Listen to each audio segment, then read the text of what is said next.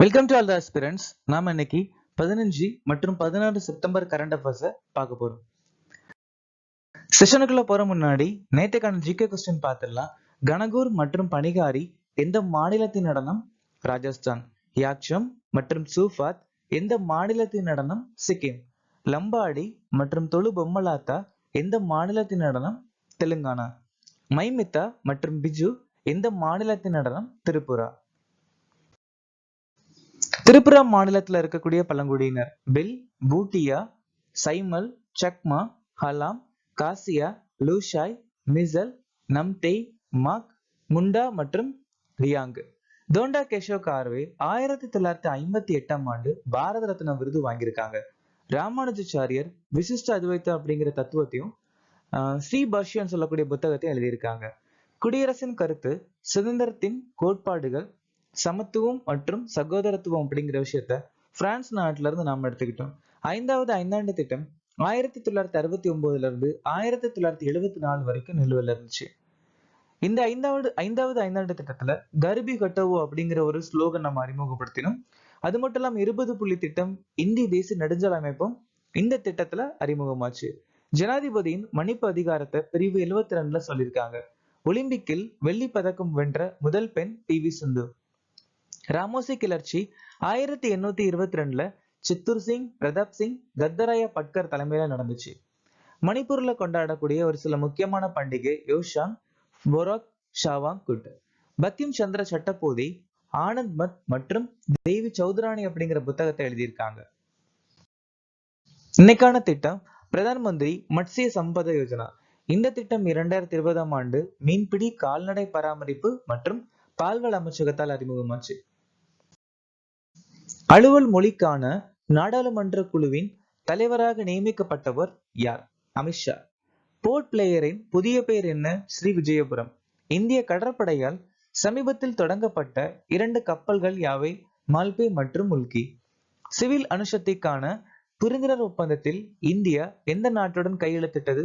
ஐக்கிய அரபு எமிரேட்ஸ். ஐஸ்லாந்துக்கான இந்திய தூதராக நியமிக்கப்பட்டவர் யார்? இந்திய நாட்டில இருந்து ஐஸ்லாந்து நாட்டுடைய தூதுவர் ஆர் ரவீந்திரன். பிலிப் கிரீன் இந்தியாவுக்கான ஆஸ்திரேலியாவின் உயர் ஆணையர். அரிந்தம் பக்ஷி ஐக்கிய நாடுகளுக்கான இந்தியாவின் தூதர் அல்லது நிரந்தர பிரதிநிதி. ராபர்ட் ஷெட்கின்டோங் மொசாம்பிக்கிற்கான இந்திய உயர் ஆணையர். சந்தோஷ் தா இந்திய நாட்டிலிருந்து இலங்கை நாட்டுடைய தூதுவர். வினயகுமார் ரஷ்ய நாட்டுடைய தூதுவர். Vinay Kwatra America. Arun Goyal Croatia. CII அதாவது confederation of Indian industry GBC energy leader 2024 விருதை வென்ற நிறுவனம் இது. ராஷ்டிரிய இஸ்பாட் நிகாம் லிமிடெட். கீதா பிரஸ் அப்படிங்கிற நிறுவனத்துக்கு காந்தி அமைதி பரிசு கொடுக்கப்பட்டிருக்கு. MRPL நிறுவனத்துக்கு சுத்திகரிப்பு துறையில் சிறந்த கண்டுபிடிப்பு விருது கொடுக்கப்பட்டிருக்கு. இந்திய மருத்துவ சங்கம் மற்றும் பயிற்சி பெற்ற செவிலியர் சங்கம் இந்திரா காந்தி அமைதி பரிசு வாங்கியிருக்காங்க. 60 பாராசூட் ஃபீல்ட்ஸ் மருத்துவமனைக்கு சுபாஷ் சந்திர போஸ் ஆப்தா பிரபந்தன் புரஸ்கர் விருது கொடுக்கப்பட்டிருக்கு. சந்திரயான் 3 மிஷன் குழுக்கு John L Jack Swigert GR விருது கொடுக்கப்பட்டிருக்கு. டாக்டர் அகர்வால் கண் மருத்துவமனை சிறந்த அறிவியல் போஸ்டர் விருது வாங்கியிருக்காங்க. பிரிக்ஸ் புதிய வளர்ச்சி வங்கியின் புதிய உறுப்பினராக இணைந்த நாடு இது. அல்ஜீரியா. அல்ஜீரியா நாடு பிரிக்ஸ் நாட்டுடைய நியூ டெவலப்மெண்ட் பேங்க் புதிய வளர்ச்சி வங்கியுடைய உறுப்பினராக சேர்ந்திருக்காங்க. இந்த பிரிக்ஸ் அப்படிங்கிற அமைப்புடைய புதிய வளர்ச்சி வங்கி 2015ஆம் ஆண்டு அறிமுகமாச்சு. ஸ்வீடன் நாடு நாட்டோடைய 32வது உறுப்பினர். பிரிக்ஸ் அமைப்புடைய புதிய உறுப்பினர் எகிப்து, எத்தியோப்பியா, ஈரான், ஐக்கிய அரபு எமிரேட், சவுதி அரேபியா. G20 அமைப்புடைய புதிய உறுப்பினர் ஆப்பிரிக்கா ஒன்றியம். OIML சான்றிதழ்களை வழங்கும் 13வது நாடு இந்தியா. சர்வதேச சோலார் கூட்டணியின் 101வது நாடு நேபாளம். சர்வதேச சோலார் கூட்டணியின் 100வது உறுப்பினர் பாராகுவே. பங்களாதேஷ் நாடு கொழும்பு பாதுகாப்பு மாநாட்டுடைய 5வது உறுப்பினரா சேர்ந்திருக்காங்க. எந்த நாள் இந்தி திவாஸாக அனுசரிக்கப்படுகிறது? வருஷந்தோறும் செப்டம்பர் மாசம் 14ஆம் தேதி. ஹிந்திய நம்ம அபிஷியல் லாங்குவேஜா அனௌன்ஸ் பண்ணது, அறிவிச்சது 1949. ஆனா செப்டம்பர் 14 இந்தி திவாசம் நம்ம அனுசரிச்சு வந்துட்டு இருக்குது 1953ஆம் ஆண்டுல இருந்து. ஜூலை 29 சர்வதேச புலிகள் தினம்.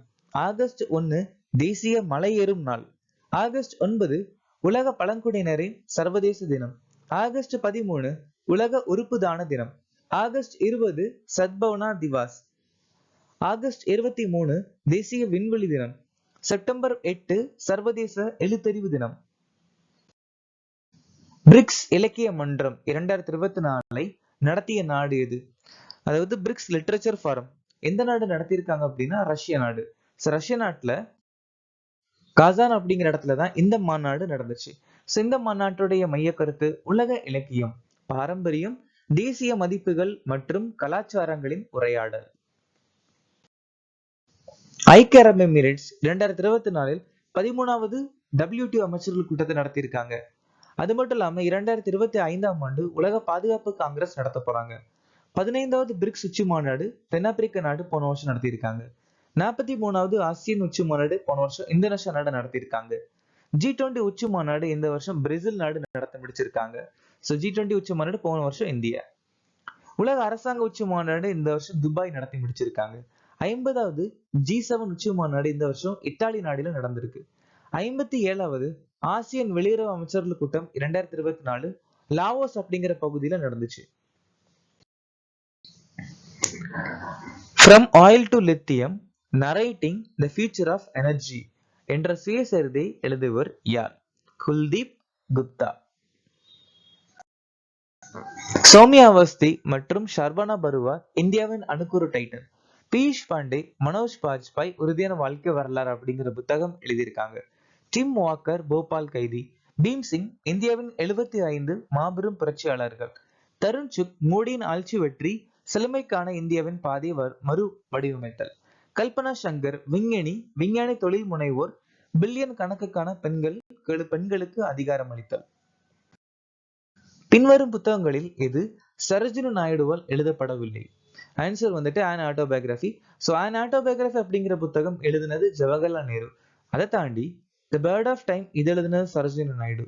தி கோல்டன் த்ரெஷ்ஹோல்ட் இது எழுதினது சரோஜினி நாயுடு. தி புரோக்கன் விங் இது எழுதினது சரோஜினி நாயுடு.